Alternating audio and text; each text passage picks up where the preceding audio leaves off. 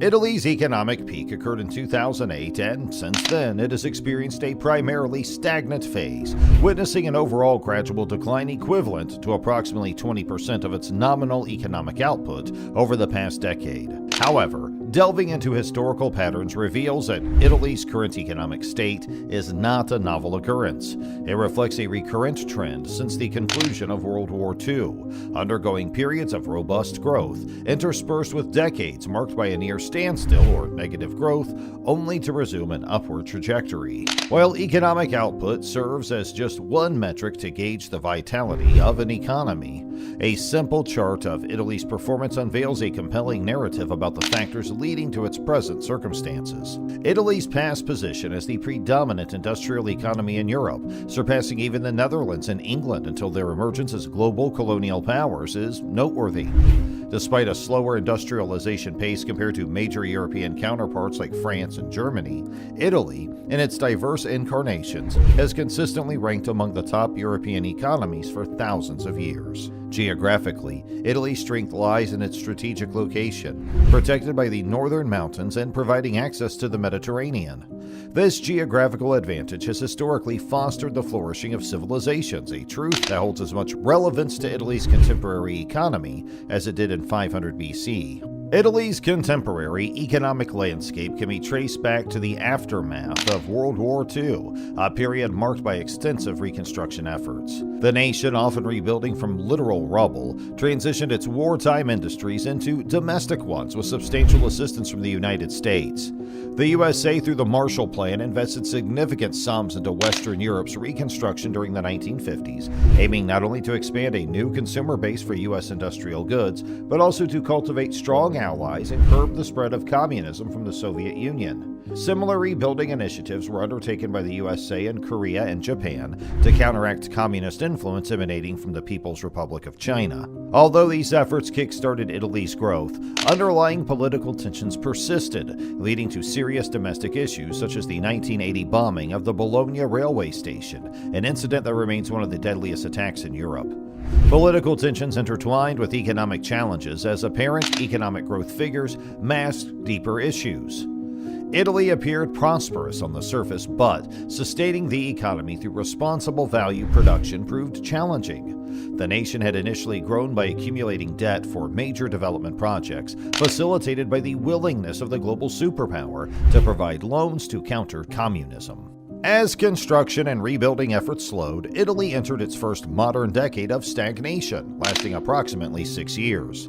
The government faced concurrent challenges of mass unemployment, high debt, inflation, and external factors like soaring energy costs for the fossil fuel-dependent industries. Economic slowdowns, though difficult to endure, provided an opportunity for policy changes.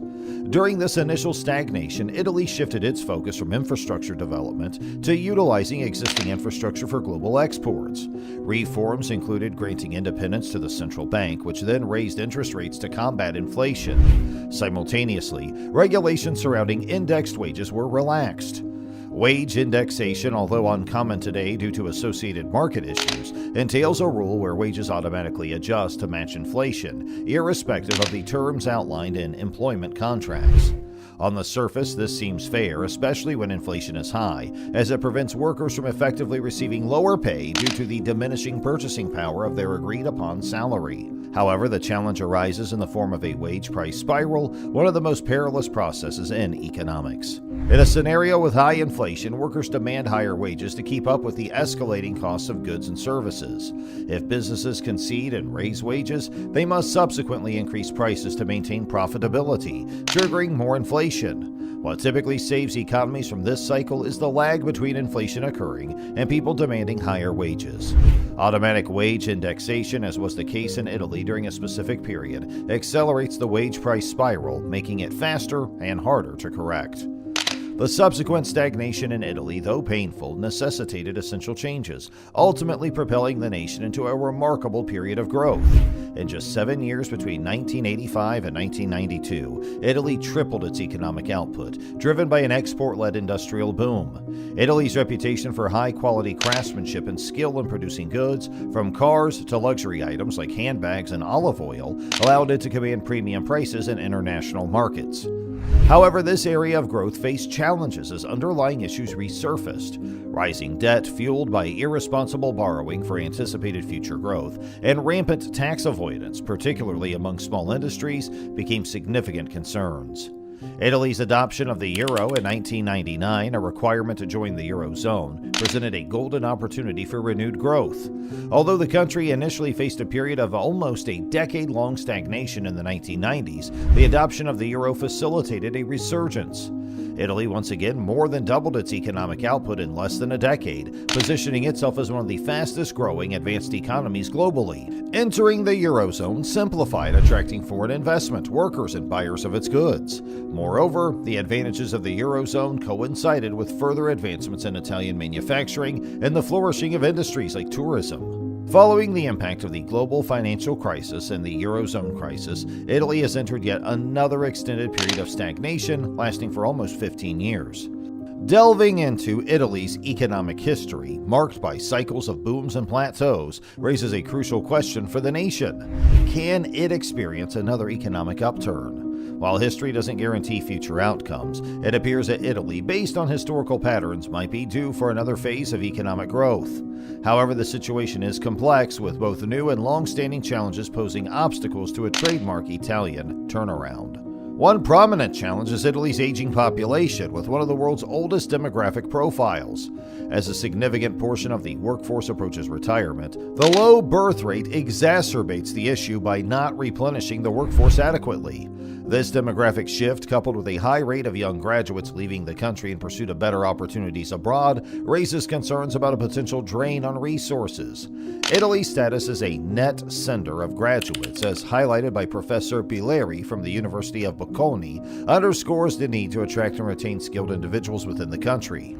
The European Union's policy of free movement complicates this issue further, as Italian students can easily work in other member states without requiring a visa. While increasing wages could potentially retain skilled young Italians, the competitiveness of Italy's industries is hindered by their lower productivity compared to larger European rivals. The average size of an Italian business is significantly smaller, with 3.6 workers per company on average, compared to Western Europe's average of 15 workers per company. In industrialized economies, the size of a company matters, as larger companies can produce more specialized and value-added items. Using the automotive industry as an example, a sector crucial to Italy, the efficiency of larger companies becomes apparent.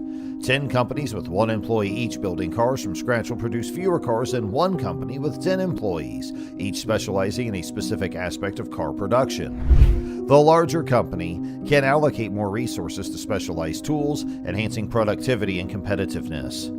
This structural issue poses a considerable challenge to Italy's industries, particularly in highly advanced sectors where specialization and efficiency are paramount. The efficiency of specialized tools becomes evident when comparing a worker focused on making engines with one tasked with building an entire car. The latter must allocate their budget for tools across various aspects of car production, resulting in less specialization and lower efficiency. While tools are essential, Italian firms have struggled to invest adequately in technology, such as computers, which significantly enhance worker productivity. Small Italian firms in particular have lagged behind their European counterparts in adopting technology, contributing to a broader technological gap between Western Europe, the USA, and many Asian economies. Technology not only enhances industry efficiency, but has also become a major industry itself, dominating the world's largest companies.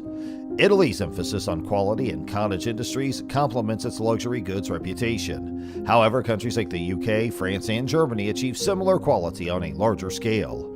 Challenges for the Italian economy include a sizable informal sector, high poverty rates in the south, and a persistent black market, comprising 12% of the economy, impacting tax revenues and causing social issues.